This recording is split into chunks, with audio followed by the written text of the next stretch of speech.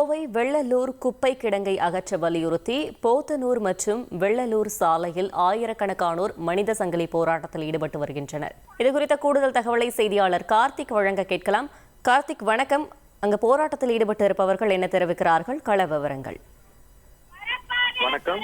கோவை மாவட்டத்தில் வெள்ளலூர் அடுத்த பகுதியில் குப்பை கிடங்கானது செயல்பட்டு வருகிறது. மாநகராட்சிக்கு சொந்தமாக இந்த குப்பை கிடங்கால் இந்த பகுதியை சுற்றியுள்ள ஊர் பகுதிகள் முழுவதுமே நோய் தொற்று போன்ற பாதிப்புகள் ஏற்பட்டிருப்பதாகவும் இந்த குப்பை கிடங்கை இந்த பகுதியிலிருந்து அகற்ற வேண்டும் என இந்த பொதுமக்களுடைய நீண்ட நாள் கோரிக்கையாக இருக்கு.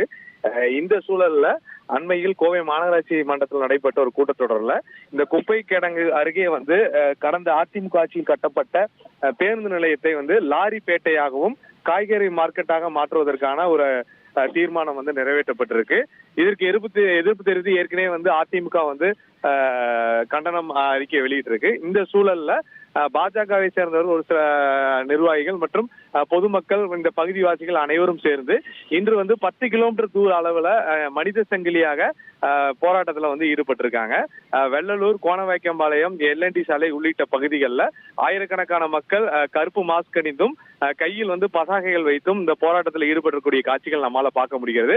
முக்கியமாக இந்த குப்பை கிடங்கால் நோய் தொற்று அபாயம் மற்றும் நிலத்தடி நீர் மாசுபட்டிருப்பதாகவும் உடனடியாக இந்த குப்பை கிடங்கை மாற்ற வேண்டும், அதற்கான நடவடிக்கை மேற்கொள்ள வேண்டும் என சொல்லியிருக்காங்க. இந்த போராட்டத்தில் பெரியவர்கள், சிறியவர்கள், கல்லூரி மாணவர்கள் என அனைவருமே கலந்து கொண்டிருப்பது குறிப்பிடத்தக்கது.